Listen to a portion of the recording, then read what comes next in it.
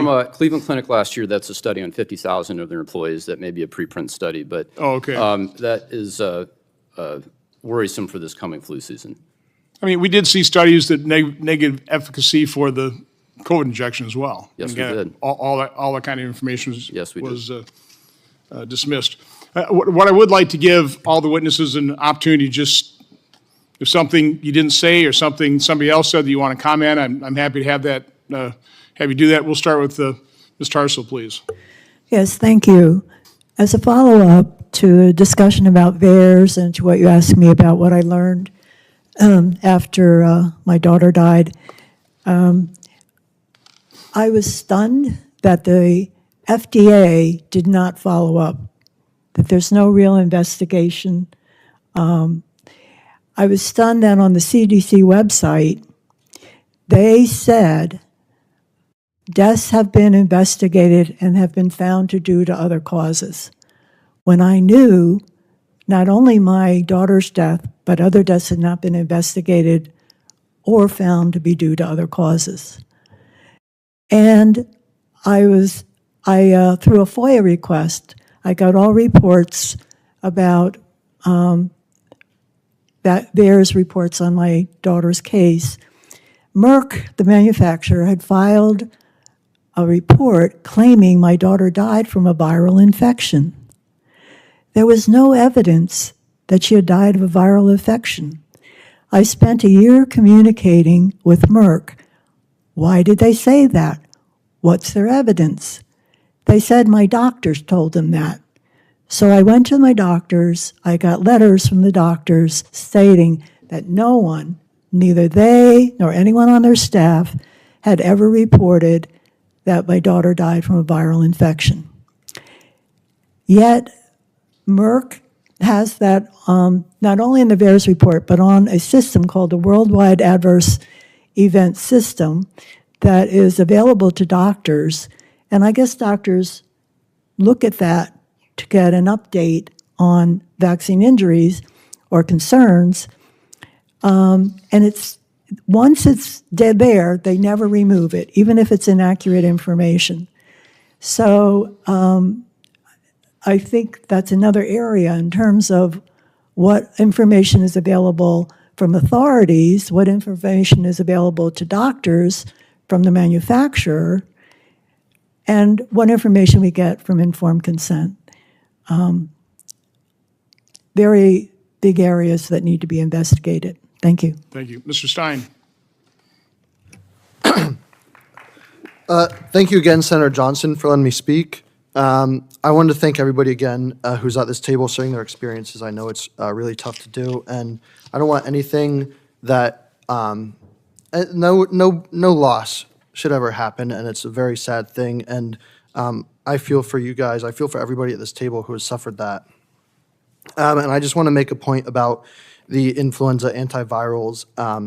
We know that antivirals need to be prescribed very quickly once people are diagnosed with flu, and that oftentimes antivirals are not effective after the first 24 hours that people feel symptoms. So, we have to think about the fact that, yes, we want to be able to treat and make sure everybody is healthy, but we also have to think about the logistics of this as well, in addition to just saying, it's easy to say, well, everybody should be able to get treated and everybody should be fine afterwards, but we have to think about the logistics and the reality that is not all antivirals are going to be super effective, and not all flu treatment and all vaccine preventable disease treatments are going to be 100% effective all the time.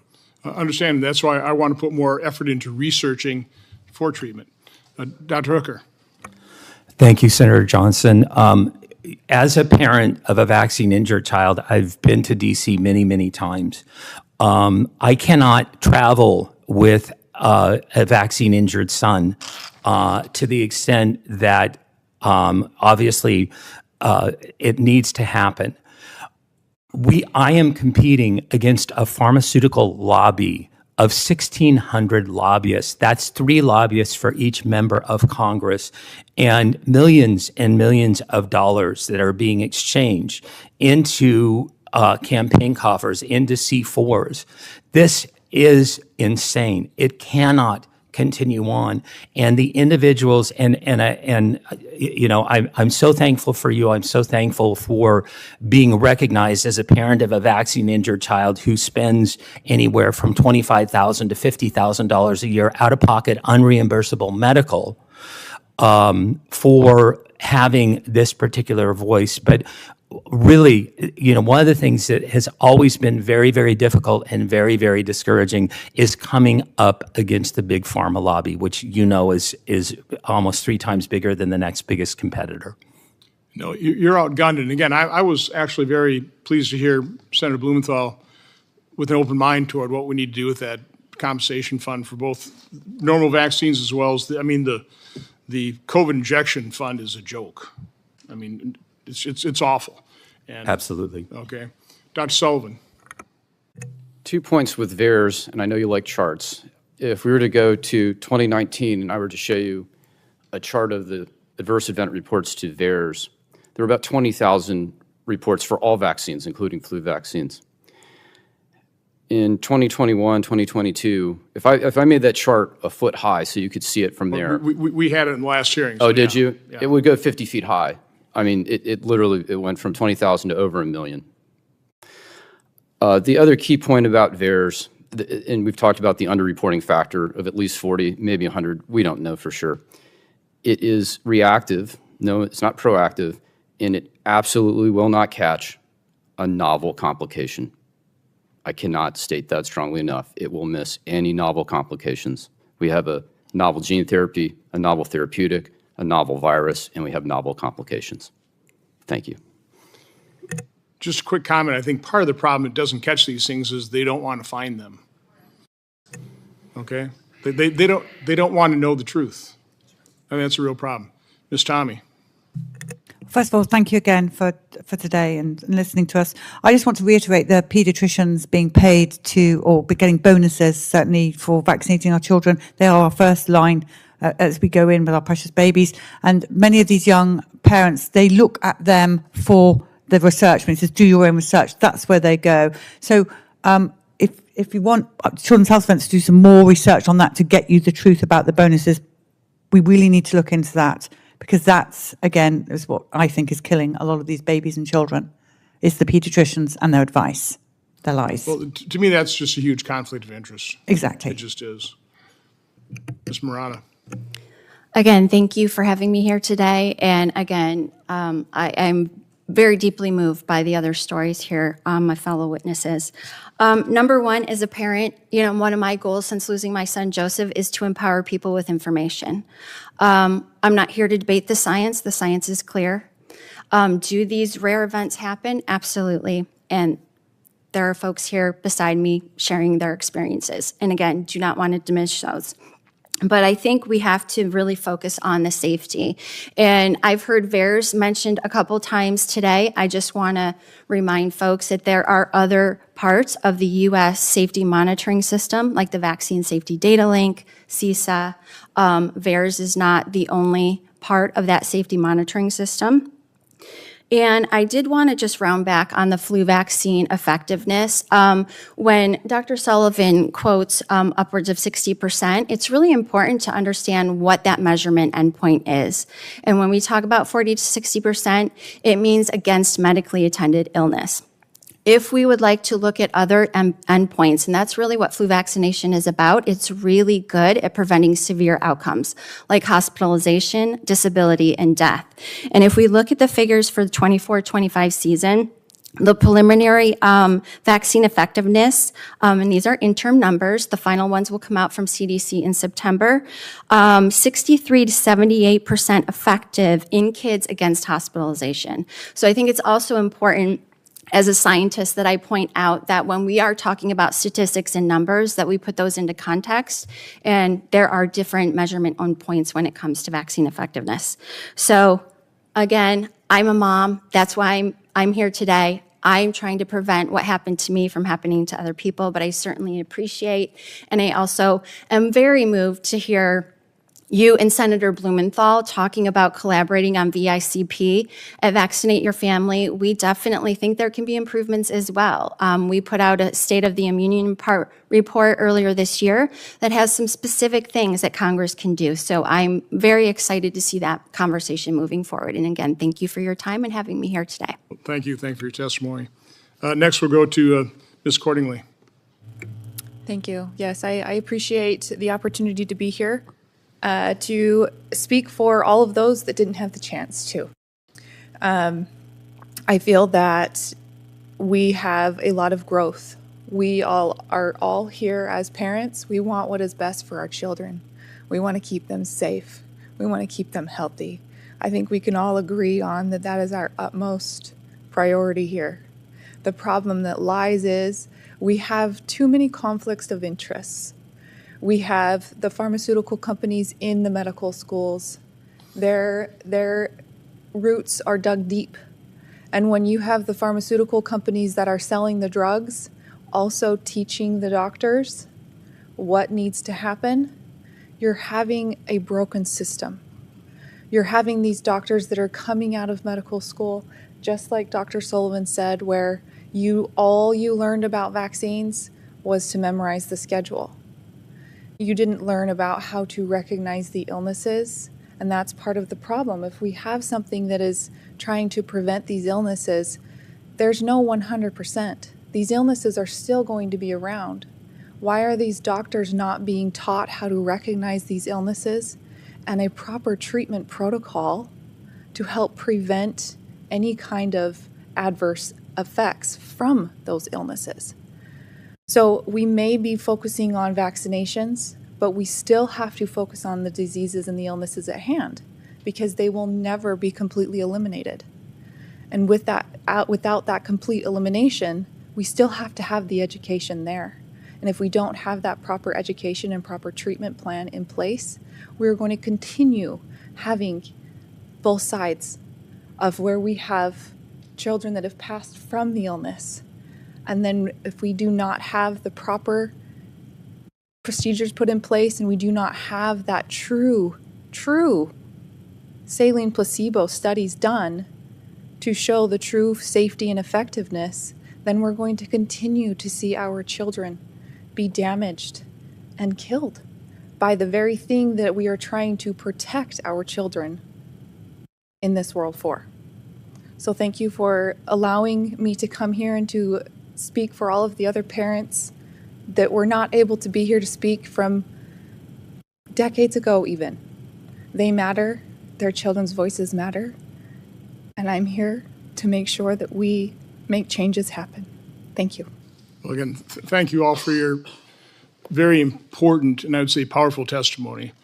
On purpose, we sprinkled the witnesses together. We didn't just have 2 on one side and 5 on another. I'm hoping we bridge the gap. These are all true stories. They're all heartbreaking. There are good points made, I think, on all sides. And what we're trying to seek is the truth. We want to know exactly what's happening. We want integrity restored to science. We want our federal health agencies credible. We want doctors, advocating for their patients, first and foremost.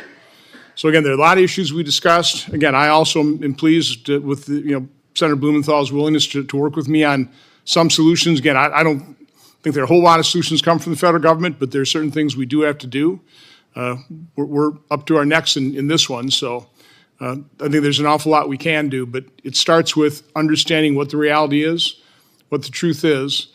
And again, I think you've really added to the conversation in a very constructive way. I think this was, from my standpoint, a very good hearing. I truly appreciate everybody's attendance. There may be other people with other stories to tell. I think if you're vaccine injured or know somebody who is, I think certainly Children's Health Defense. You can certainly contact my subcommittee's webpage. We have a whistleblower account. You can go on there and click here and enter your story. I hope people don't abuse that, but you're certainly welcome to do that. The hearing record will remain open for 15 days until July 30th at 5 p.m. for the submission of statements and questions for the record. Thank you all. This hearing is adjourned. Injections. I asked Dr. Joel Walscock, an orthopedic surgeon injured by the COVID injections, to describe how those suffering from COVID injection injuries felt. His one-word answer: abandoned. The purpose of today's hearing, titled Voices of the Vaccine Injured, is very simple: to give a platform to those individuals and families who have been abandoned, their injuries and suffering dismissed and forgotten. In addition, we will also hear from witnesses whose lives were devastated by fatal cases of severe influenza. We all fear death and disease. The appeal of a simple shot that can prevent both is obvious and powerful. Unfortunately, this strong appeal has overridden critical thinking and prevented rigorous cost-benefit analysis from being done. The faith in vaccines and vaccination policy is protected with religious-like zeal, and those questioning them are viewed as apostates, dangerous apostates, more than deserving of the scorn, vilification, and retribution heaped upon them. An open-minded review of the history of vaccination dating back to Edward Jenner, the creator of the smallpox vaccine, is both interesting and enlightening. Reading books like Dissolving Illusions, Turtles All the Way Down, and Vaccines, Mythology, Ideology, and Reality, or a May 21st, 2025 Substack by Toby Rogers titled Mapping the Entire Field of Autism Causation Studies in One Article, certainly opened my eyes, and I sincerely hope will open millions more. And while I haven't mentioned it, I'd like to enter Toby Rogers' article, Substack, into the record without objection. It'll be entered. Understanding the recent history of vaccines is essential to developing a fair-minded viewpoint. In the early 80s, investigative journalists and lawsuits were beginning to highlight the harms caused by vaccines. This led to jury awards for injuries and the withdrawal of pharmaceutical companies from vaccine manufacturing and distribution. The availability of vaccines was at risk.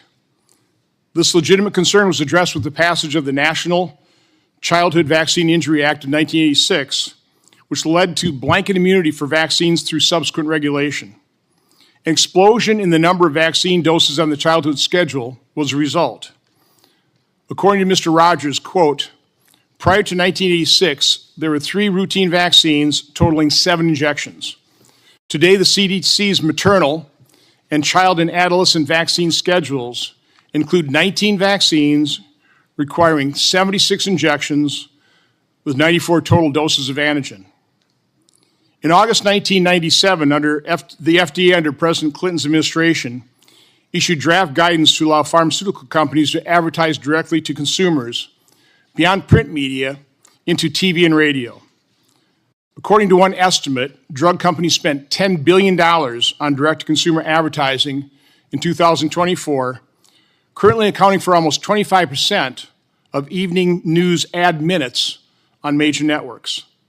That amount of spending has paid off handsomely for Big Pharma and its ability to control the narrative and suppress stories of drug and vaccine injuries. But to understand the true reality we face, there's nothing like hearing from those who have suffered the adverse events that are rarely acknowledged by the medical establishment, federal health agencies, and the corporate media. Today we have 5 witnesses who will tell how drug and vaccine injuries have impacted their lives. We will also hear from 2 witnesses who advocate for, quote, routine immunizations across the lifespan, unquote, because they lost loved ones from a disease vaccines were intended to prevent. Thank you for all taking the time to appear before us today. As difficult as it will be for you to testify today, it's important for the American public to hear your testimony. Senator Blumenthal. Thank you, Mr. Chairman. Welcome to our witnesses and welcome to all the visitors who have come to this hearing. I suspect that we have diverse views in our audience, and I welcome all of you, regardless of your views, because I think your being here is immensely important to give voices and faces to what we will hear from our witnesses by way of their testimony. The loss of a loved one, as we all know, leaves an indelible imprint on our lives. It creates an unfillable gap that is almost impossible to overcome at the time it happens, and time sometimes heals, sometimes not. I feel a very deep empathy for the pain and heartache experienced by everyone on this panel, and I thank you for your courage, whatever your testimony is going to be, your courage and conviction coming forth today. Parents and loved ones should never have to know the type of heartache that comes with the loss of a child, and it's a loss that was common, all too common, before vaccines were developed. Smallpox killed approximately 500 million people in the 100 years before it was declared eradicated in 1980. 90% of deaths are believed to have occurred in children under 10 years old. But that risk was eliminated thanks to vaccines that led to smallpox becoming the only disease to have been completely wiped out on the globe. Parents, I will say, including my own, with my brother and me, used to live in fear of their children contracting polio. I will never forget one summer when my brother had a very high fever, all of the symptoms of polio, the anxiety level in our house was incomparable. I was barely old enough to understand what might happen. In bad years, 15,000 United States children were permanently paralyzed.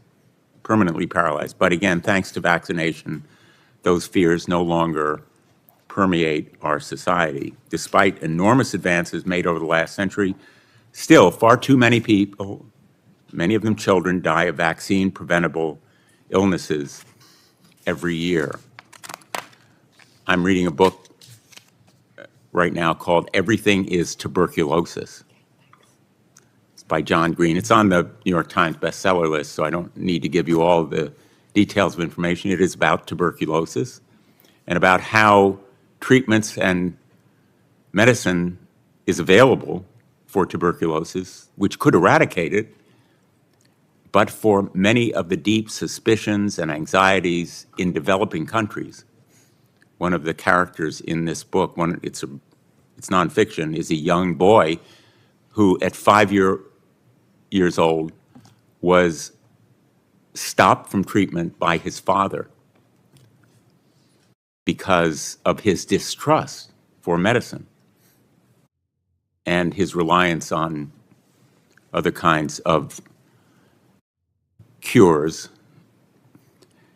I am deeply grateful to Eric Stein, who lost his 4-year-old sister, and to Cerise Murata, who suffered the tragic death of her 5-year-old son, for their courage in coming forward to share their stories with us today. Stories like theirs were once the norm. At the beginning of the last century, infant mortality in the United States was more than 100 times higher than it is today, and over 60% of those dead children succumbed to infectious disease. A century later, thanks to, in large part, widespread vaccination, that figure has dropped to 2%. But as you will hear today, the fact that these deaths are now rare doesn't make them any less tragic. And every one of them is a tragedy for parents who survive, parents like Catherine Al-Qaidi. In January 2012, Catherine's infant son, Brady, died in her arms from pertussis, commonly known as whooping cough, at just 2 months old. And I would like to give her the opportunity to talk to you directly, recounting her unimaginable loss. And if you could play the video that we have. Hi, my name is Catherine Alcade from Chicopee, Massachusetts. Our son Brady passed away in 2012 from whooping cough. He was born November 20th, 2011 and passed away January 28th, 2012. Brady was a very happy, very healthy baby boy. After the holidays, Brady developed a cough. We were in and out of the hospital trying to figure out what was going on. His breathing, couldn't keep food down, and eventually it worsened. Brady spiked a fever. We took him back to the emergency room where he was admitted to Bay State Medical Center. We spent the next 10 days with tests, breathing tubes, feeding tubes, trying to stabilize him and get through the hard part of the disease. Unfortunately, Brady was not stable enough and needed further care, where they transferred us to Boston Children's Hospital.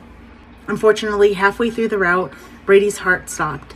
Unfortunately, with tests run by neurologists, it was found that Brady had no brain activity, and shortly after, he passed.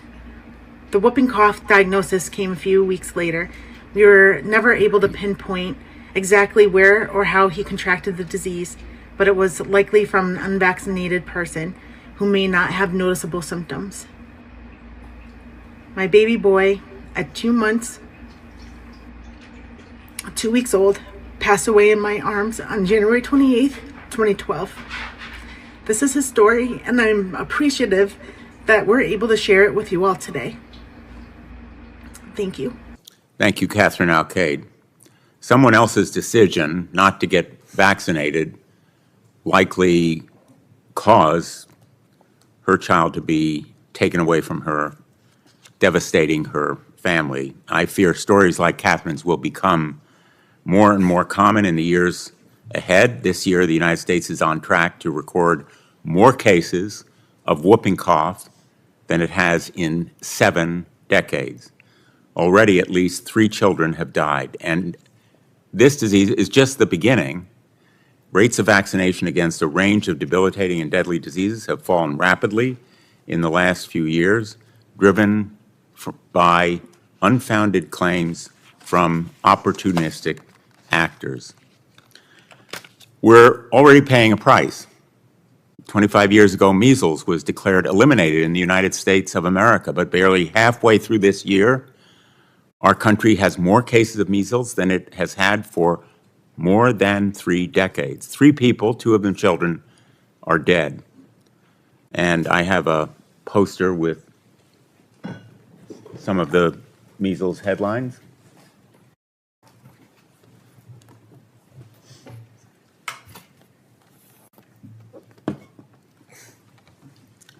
These headlines help tell a story that, in detail, is being lived by Americans.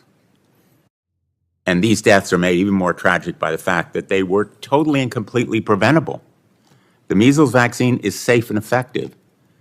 It's not only been proven through clinical tests and trials, but by everyday experience of Americans. There have been persistent falsehoods about vaccines continuing to harm our communities, and this misinformation is not only driving down vaccination rates, it's compromising research into the very harms that we need to prevent. Nowhere is this point clearer than with autism. Decades of scientific research have shown conclusively that vaccines do not cause autism. At this time, I would like to enter into the record 6 scientific papers that have shown that vaccines do not cause autism. If there's no objection, Mr. Chairman. Without objection. They're here. Anyone is free to look at them. These include studies done over decades involving hundreds of thousands of children and a comprehensive analysis from the National Institute of Medicine concluding that epidemiological studies, quote, consistently provided no evidence of association between vaccines and autism. This epidemiological research is important and persuasive. Autism research is critically important and has made great strides in recent years. Yet every dollar we devote to studying this thoroughly debunked claim is a dollar taken away from much more promising research.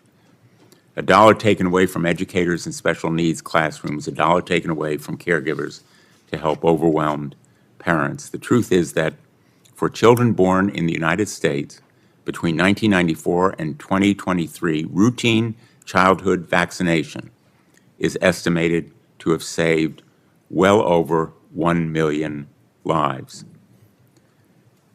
The truth is that telling parents to use cod liver oil to stop measles rather than vaccines has sent innocent children to the hospital with vitamin A toxicity.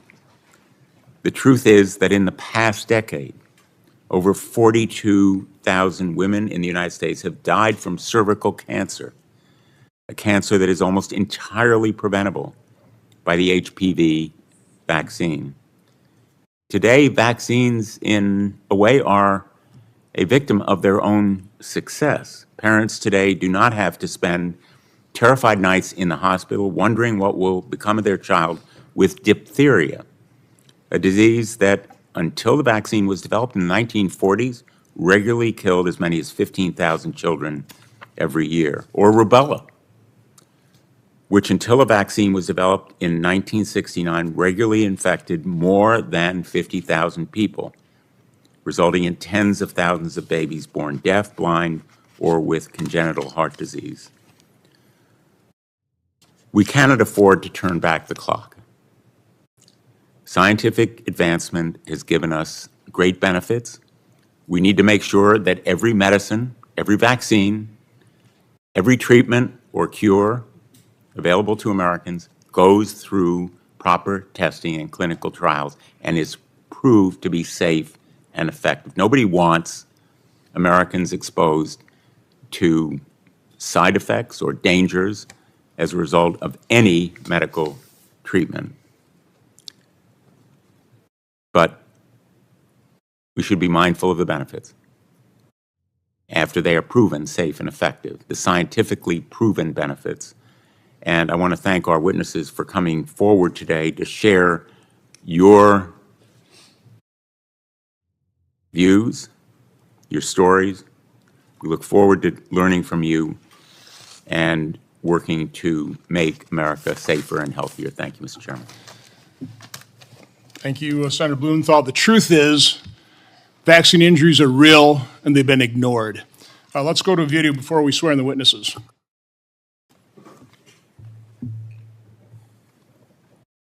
During the nationwide Vaxxed and CHD bus tours, the compelling stories of thousands of individuals devastated by vaccines were videotaped. The two bus tours together collected over 12,000 signatures on behalf of people who were injured or died from vaccines. What follows is a small sample of the 2,400 video testimonies obtained during those tours. She was born completely healthy, normal, beautiful, light of my life, light of my family's life. She did receive hepatitis B vaccine and became severely jaundiced, just severe. It just kept telling me everything was normal, and I knew something was really, really wrong. You don't believe your child is gone until they come tell you for real that she's gone. I was told SIDS, sudden infant death syndrome. And in the support group meetings I went to, every parent, every single parent there would bring up vaccines and ask. Every story had vaccines involved. A lot of a child died the next day.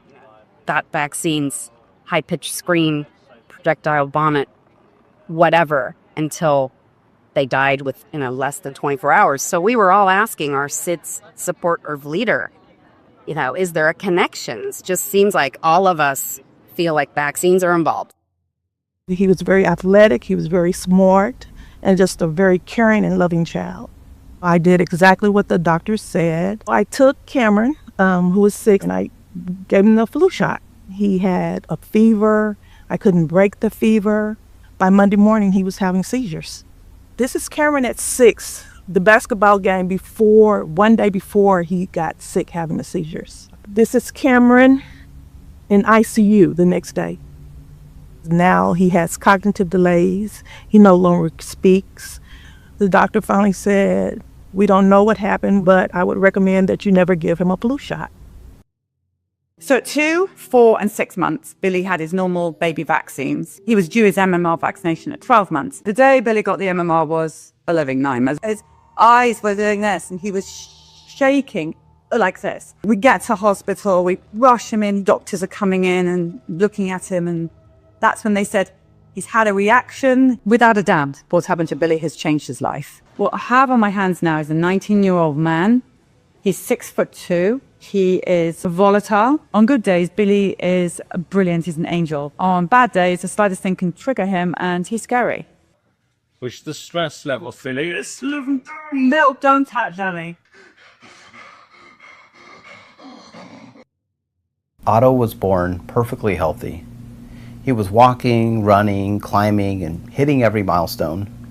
After his 17-month round of vaccinations, he had an autoimmune reaction. It was vaccine-induced transverse myelitis. One night, he went from being able to walk to no longer being able to stand. He was paralyzed from the waist down. I had no idea my son could be paralyzed from being vaccinated. Transverse myelitis is in the vaccine insert as a potential adverse reaction, but his doctor never showed me that, and he never informed me of any serious side effects.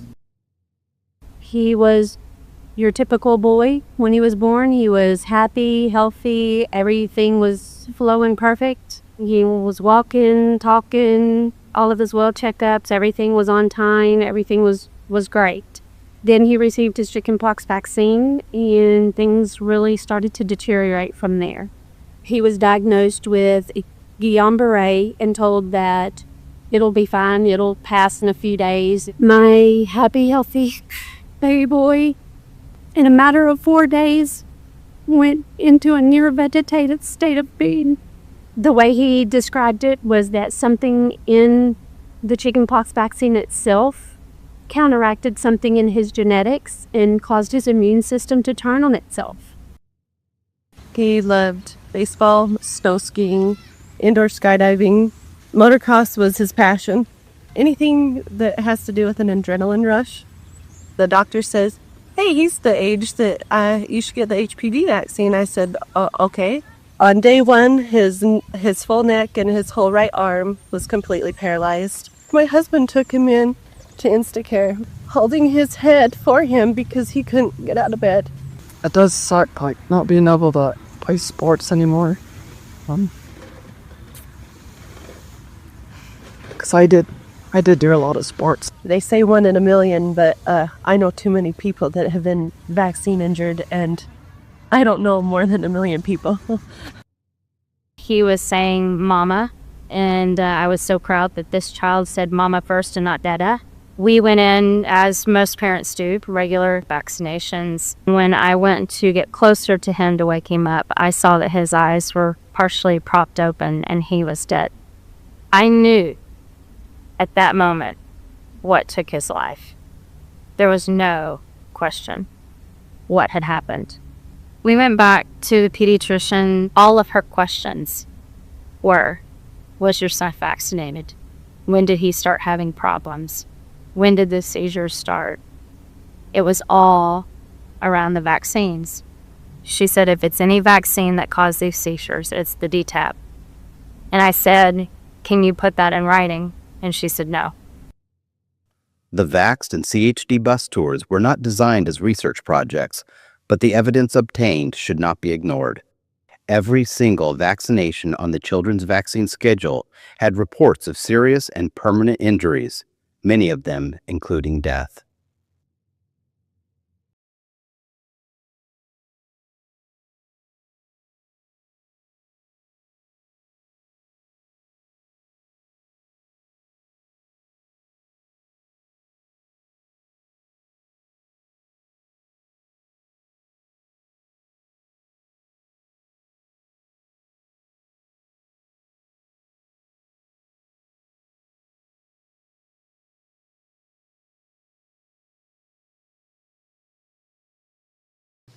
Okay, thank you. It is a tradition of this subcommittee to swear in witnesses, so if you all rise and raise your right hand. Do you swear the testimony you will give before this subcommittee will be the truth, the whole truth, and nothing but the truth, so help you God? Please be seated. Our first witness is Miss Emily Tarsal. Ms. Tarsal is a retired psychotherapist and former president of the Licensed Clinical Professional Counselors of Maryland. She is here today to talk about her daughter, Christina.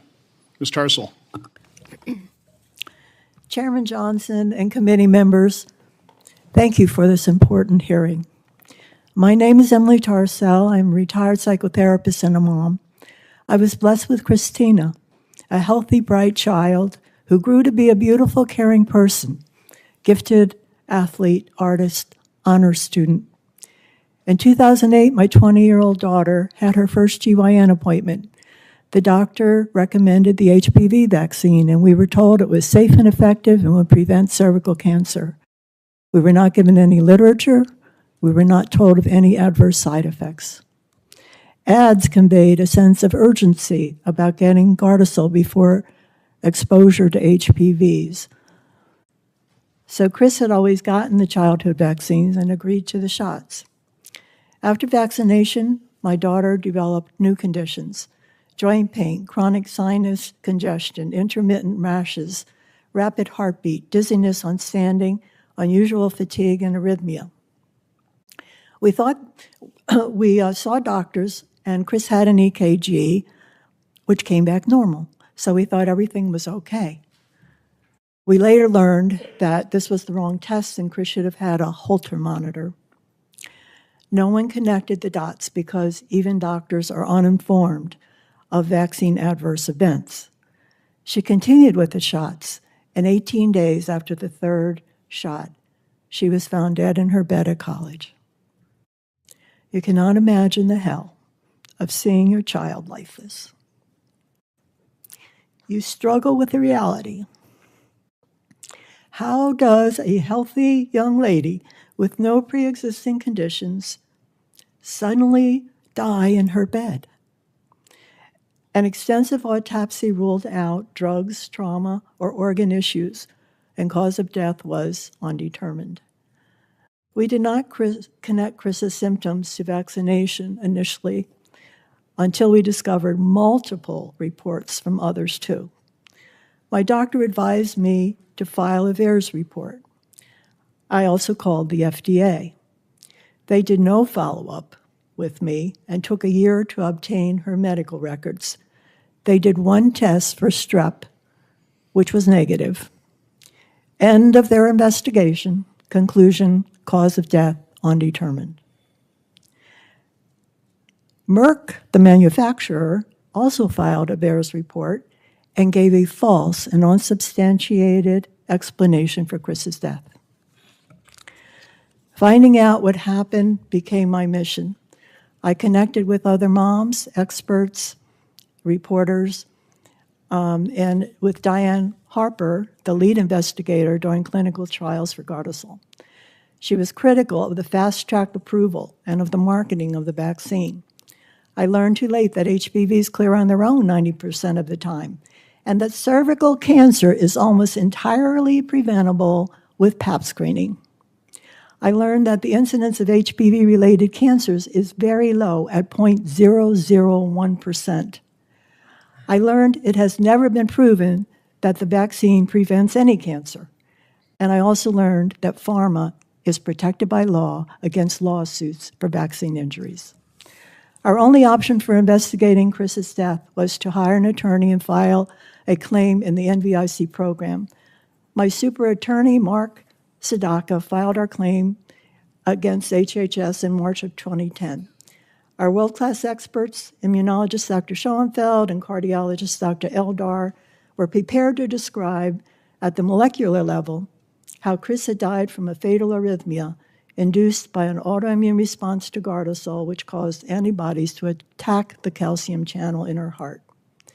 After 8 years of litigation, HHS conceded by preponderance of the evidence that Chris died from her HPV vaccinations. Chris died from a vaccine she never needed, which was falsely advertised to prevent cervical cancer. She was the 23rd of 32 deaths reported in 2009. By 2023, there were 73,366 VAERS reports, including 555 deaths. Only 1% get reported. Additionally, of that 1%, almost 70% of the reports came from Merck, and 9 out of 10 of those reports lack sufficient information for follow-up. And despite this gross underreporting, FDA stated there were 3 times more adverse events reports for Gardasil than all other vaccines combined before COVID. The public has been misled and misinformed about the risk and benefits of the HPV vaccine, and to that end, I am here on behalf of Chris to raise awareness to help others. Our website, GardasilHPVTruths.com, has much documented information, including 90-plus studies. Thank you for listening. Thank you, Ms. Tarsell. I would ask all the witnesses to speak right into your microphones there so we can hear you. Next witness is Mr. Eric Stein. He's the Marketing, Communications, and Programs Specialist for Families Fighting Flu. He's here today to talk about his sister, Jessica. Mr. Stein. Dear Senator Johnson, Senator Blumenthal, and other members of the subcommittee. First, I want to thank you all for having me speak today. Like you said, my name is Eric Stein, and I'm a flu survivor and brother of Jessica Stein. My family lost Jessica to the flu when I was 2 years old and she was 4 years old. I have a photo here of Jessica and I together when we were both alive. We went to preschool together, and in early January of 2002, there was a virus going around our school. Both Jessica and I got sick and missed a couple days of school, but we ultimately both recovered and returned to school like everything was normal. When we came back to school, we were doing everything as normal, going to classes, going to birthday parties, going to hang out with our friends. And my mom now tells me, and she reflects, that Jessica, after this happened, did start to need a nap in the afternoon, which was unnormal for her, but nothing that we were too concerned or alarmed about. In late January, Jessica seemed to relapse. She had mild fever, she was vomiting, she was becoming dehydrated, and after a couple of calls to our pediatrician, they told us to walk, not run, to the hospital and get her checked on.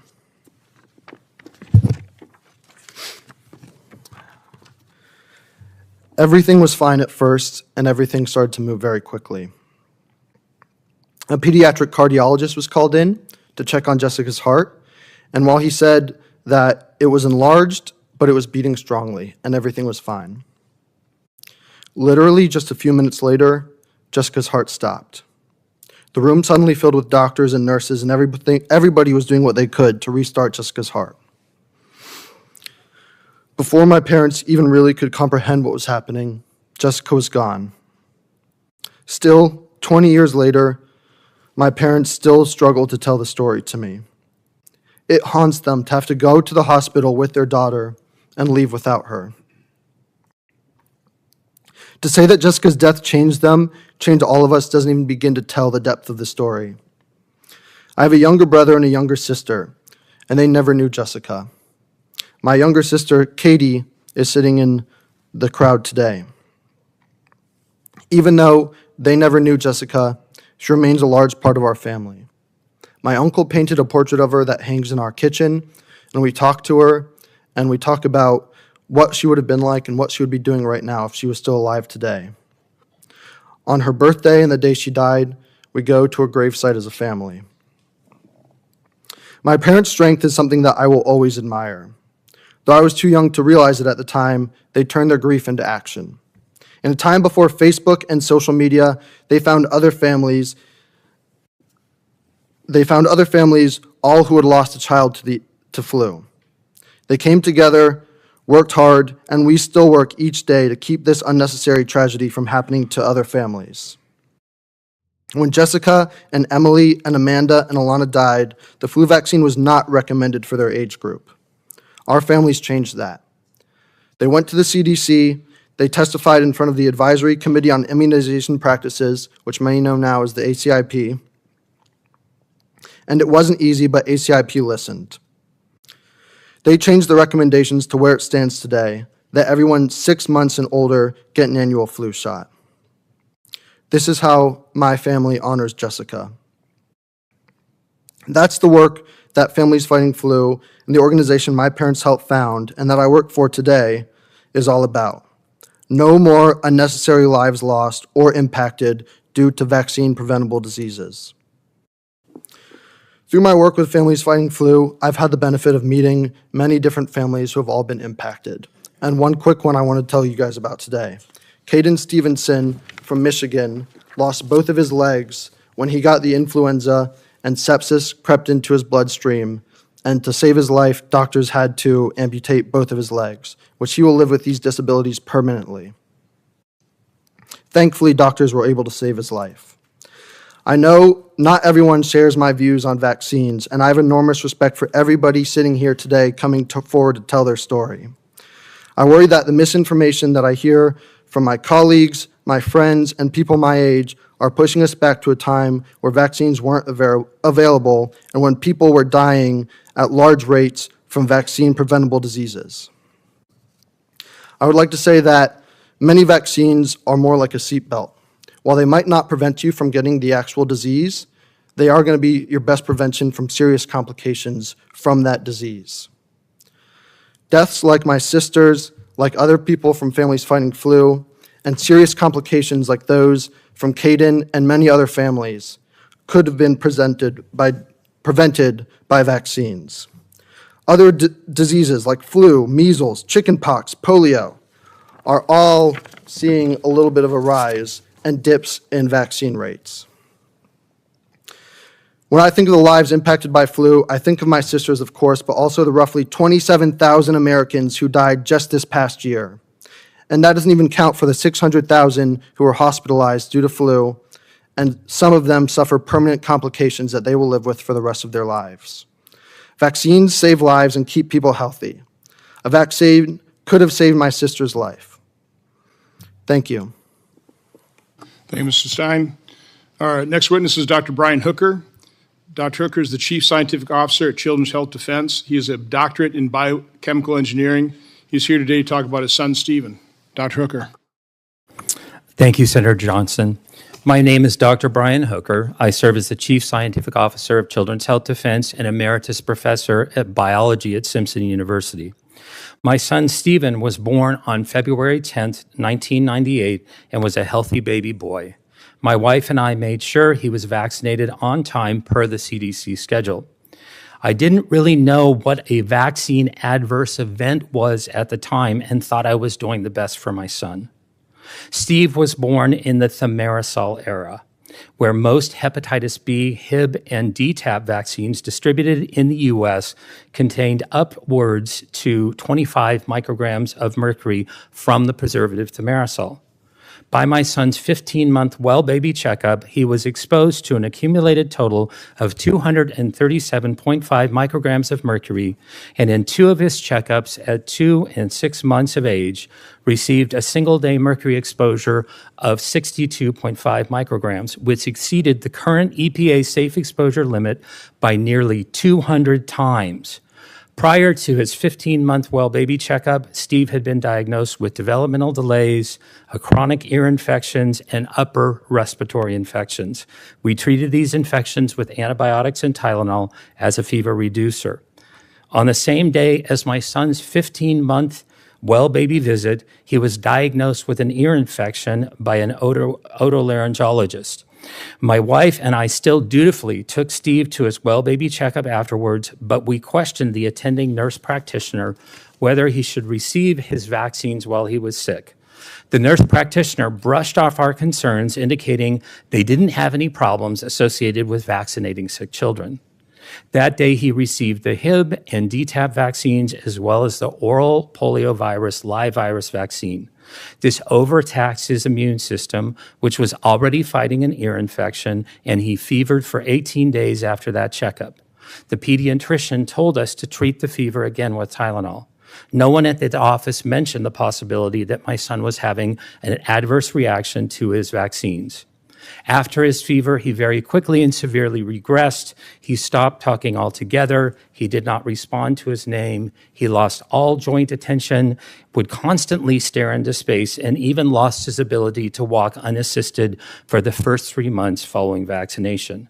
His bowel movements were either explosive diarrhea or debilitating constipation.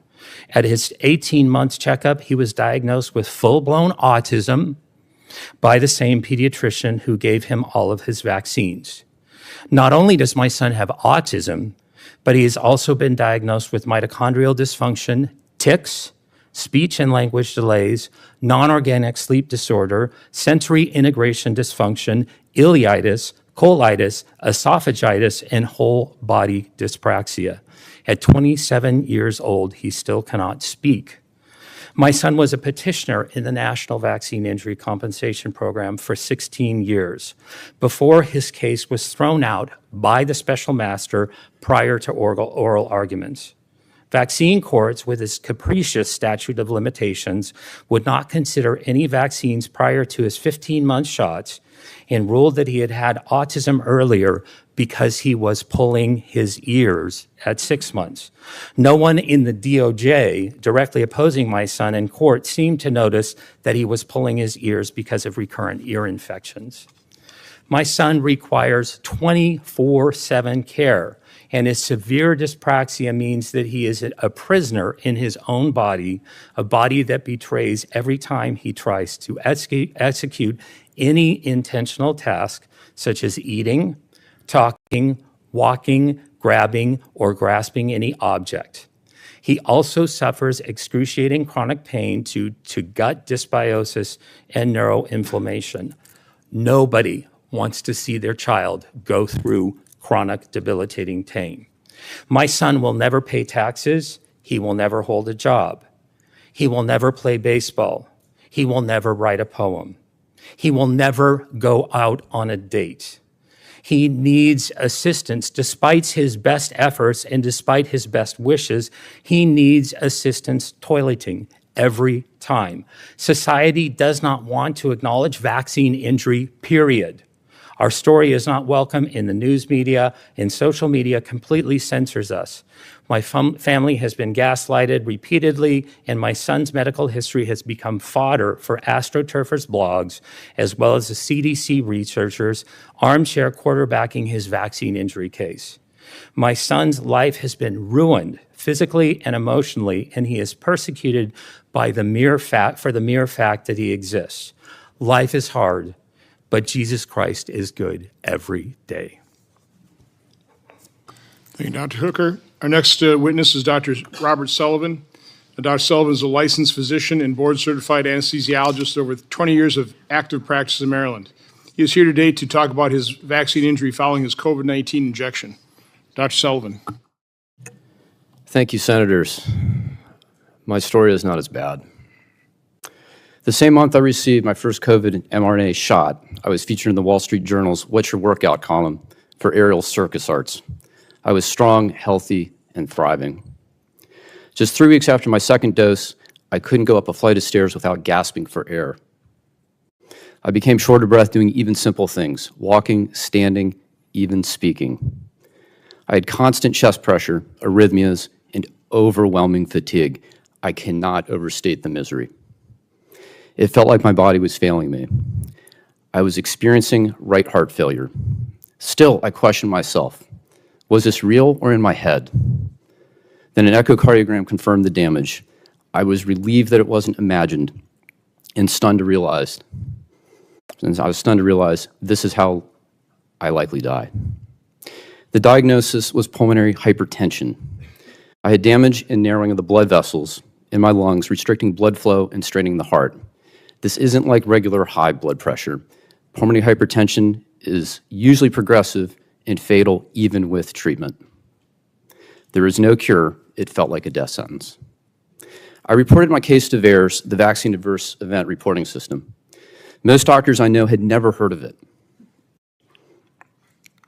Fewer understood that it carries mandatory reporting requirements. I was never taught about VAERS in medical school. I'm told it still isn't. Eventually, VAERS collected my medical records. I expected to hear from the FDA or CDC. I never did. I believed in the system. I believed I would be heard. When I wasn't, I channeled that disbelief into collaborating with the British Medical Journal on a report about the system's failures. What I learned is chilling. If you are harmed, you are on your own. I've had to adapt. Maybe some of the novel treatments I tried helped. On the outside, I look fine. I returned to running, even to aerial arts. That brings me joy, but also unease. I've lost half my lung capacity. If I can look this normal while carrying that much damage, how many others are out there suffering silently? In researching my condition, I found the Georgetown scientist who predicted my specific problem. The very same month of the vaccine rollout, he warned that spike protein exposure, whether from the virus or from the shot, could harm the blood vessels in the lungs and placenta. Spike protein itself from the SARS-1 virus, SARS-1, also caused vascular damage in animals. I learned many hospitalized COVID patients developed pulmonary hypertension. Autopsies showed the same kind of lung vessel damage I had. Long COVID patients with persistent breathlessness have the same findings. As in my case, their symptoms improve, but the damage remains. We now know the SARS-CoV-2 spike protein can damage the lungs, heart, and brain in animals. It is toxic, irrefutably so. I know that's uncomfortable to hear. One study found athletes who got mRNA boosters saw drops in aerobic capacity equivalent to aging 5 to 10 years in just 1 week. Why is this? I now see colleagues and patients struggling with daily tasks. Many are limited by unexplained shortness of breath. Could this be a spectrum of vascular damage like what happened to me? These are urgent questions. This is not normal aging. This is not simple deconditioning. Until we study this systematically, we won't know how many have been injured by COVID or by the spike protein itself. Our medical system must honor its foundational oath, do no harm. When harm does occur, the right thing is to recognize it, acknowledge suffering, and work to relieve it while advancing research into safer therapies. Government must serve as a safeguard, restoring accountability, transparency, and public trust. And above all, every medical decision must be grounded in truly informed consent. Patients deserve and demand clear, honest information. The freedom to decide what's right for them is a right. Mandatory medicine is not medicine. Acknowledgement matters, being seen, heard, and believed. That is the first and perhaps most important step in healing. To others who have been harmed, I see you. While our injuries differ, I understand the suffering and isolation that comes when the system meant to protect you instead abandons you. I believe you. Senator Johnson and members of the committee, thank you for giving us this opportunity to start to heal. Thank you, Dr. Sullivan. Our next witness is Ms. Polly Tommy. Ms. Tommy is the director of Children's Health Defense TV and is an internationally recognized health freedom advocate, filmmaker, and author. She is here today to talk about her son, Billy. Ms. Tommy. My son Billy entered the world as a healthy, perfect baby with an APGAR score that reflected his perfection. We followed every wellness check, every vaccination schedule, believing in the system that promised our child safety. For his entire first year, Billy thrived, meeting milestones, crawling, babbling, growing. Yet everything changed at 13 months, the day he received the MMR vaccine, the only one on the schedule back then. That day, I walked into the doctor's office, trusting the advice of professionals who emphasized the importance of vaccinating against deadly diseases like measles. Billy had just finished a round of antibiotics, but the nurse reassured me that the MMR vaccine was essential. Like any diligent parent, I followed these instructions. Hours after the vaccination, Billy's perfect world shattered. He became lethargic, sleeping for long stretches. When my husband came home that afternoon and went to check on him, Billy was convulsing, his tiny body gripped by seizures. We rushed him to hospital, desperate for answers, but the doctors, after hearing he'd had the MMR, said, "It's perfectly normal, it's perfectly common. Lots of children have seizures. He'll be fine. Antibiotics, Tylenol, he'll be fine." But he wasn't fine, and he's still not fine, age 29. He's severely sick with severe autism. We made the movie Vaxxed to try and understand and warn the world about the real dangers of the MMR vaccine. I even vaccinated my child after I had Billy because I was so pro-vaccine and so into the system. Just the MMR was the problem. But then we got out on the bus. We took a bus and we traveled around America, listening to parents around America, what had happened to them when they vaccinated their children. And what we saw was utterly horrific.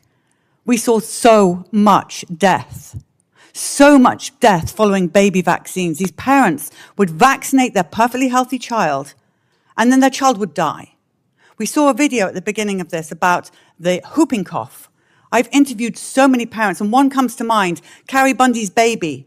At 4 months old, she pleaded with the doctor, should I vaccinate my child? He's premature. Oh, yes, said the pediatrician. If you don't vaccinate your baby, he could die of whooping cough. She vaccinated that baby, and he was dead in his crib following that. That is the same story we hear over and over again. These childhood vaccinations, the people of America are telling us they are not safe and effective. We are seriously concerned at Children's Health Defense about the disinformation and misinformation out there, being told these vaccines are safety trialed. The safety studies are so good. Yet all we see is death and destruction over and over again. Babies, teenagers, HPV Gardasil, their ovaries are shutting down. They cannot have children anymore. The parents are reporting paralysis. Children paralyzed from the waist down. You shout out about polio to us. I have never seen so many crippled children around America. So many children in wheelchairs, unable to walk, talk, speak, on ventilation. Parents are trying to tell their story while putting a feeding tube down their child's to bleed out the lungs, bring out the lungs, while they're trying to tell us what has happened. 2 little 2-year-olds who can't hold their heads up because they had one Hep B vaccine. And then you shout out about measles to us. Those 2 girls in Gaines County, they did not die of measles. Children's Health Defense have seen the medical records. We have had experts break down. Yet still, I sit here and I hear over and over again that those 2 girls died of measles. They did not die of measles. And yet, the press and others consistently shout out that vaccines are safe and effective. They are, vaccinate your family. We all vaccinated our families. Everybody sitting here, bar 2, vaccinated their families with catastrophic results. Over 12,000 signatures on those 2 buses of death, death, death. When will enough be enough? How many more buses? How many more children killed? How many more injured adults? And here's a question for you, the senators. Who is going to look after our children when we, the parents, are no longer around? That can't use a toilet, that will never date. All those things Dr. Hooker said. Our children are trapped at 29, 30 years old. They will never pay taxes. They need 24-hour care because of one vaccine, one moment in time. This is a national crisis that must be addressed. I want to thank Senator Johnson and his team for giving us this day that we thought would never come, that the world could hear really and truly what happened to the people of America who are broken. And this doesn't just affect the person with the injury, by the way. It affects the siblings. It affects the extended family. One of us has to be a carer for life. So this has to stop. And we implore you, please, to follow us at Children's Health Defense, at least break down the truth and get to the truth behind the science of what is really happening. No more Pfizer-sponsored science. We need independent science, and we need our pediatricians to stop Dr. Johnson and his team. Thank you, Ms. Tommy. Our next witness is Ms. Cerise Murata. Ms. Murata is the Deputy Chief Executive Officer of Vaccinate Your Family, a national nonprofit. She's here today to talk about her son, Joseph. Ms. Murata. Thank you. Hello, my name is Cerise Murata, and I am a mother who lost my child to a vaccine-preventable disease. Thank you for allowing me to be here today and share my story. In 2009, my 5-year-old son Joseph was a healthy kindergartner. He was a typical little boy who loved Star Wars and Spider-Man. As a family, we enjoyed playing board games and building puzzles. Joseph was smart, funny, and inquisitive. Simply put, he was one of the joys of my life. I was a protective mother, and like other parents, I always tried my best to keep my children safe. To be honest, the thought of losing a child to a vaccine-preventable disease never occurred to me. At the time, I incorrectly thought that these diseases were a thing of the past, until I lost my son Joseph to flu during the H1N1 pandemic in October 2009. This is a picture of Joseph. The H1N1 flu vaccine that could have saved his life was not available in our community until 2 weeks after he died. Joseph was one of 288 children who died during the 2009-2010 flu season, and one of over 2,700 children who have died from flu since 2004. Just this past flu season, 260 children have died from flu, the highest number of pediatric flu deaths we have on record for a non-pandemic year. And that's just flu. Right now, because of declining immunization rates, we have outbreaks of measles and pertussis. Due to mis and disinformation, lack of access, anti-science sentiment, and other factors, Americans are continuing to die from diseases we have the tools to prevent. Parents continue to bury their children. We know from history what will happen if these trends continue. There is no acceptable loss when it comes to a child. Let me briefly share how my life has changed since losing Joseph. It was incredibly devastating to watch my child die in front of me in an ICU room. It was incredibly hard to go home that morning and tell his 7-year-old sister that her little brother wasn't ever coming home. Let me share what it felt like to walk into the funeral home, holding my daughter's hand and preparing her to see Joseph laying in a small coffin. Let me share how unbearable it was to stand in line at the county clinic to get my daughter her H1N1 vaccine, a vaccine that could possibly have saved Joseph's life. Let me share how incredibly painful it has been for my family each and every day to remember that Joseph will never graduate college, get married, or have a chance to contribute to society. Let me share how my heart breaks over and over and over again because he is no longer here.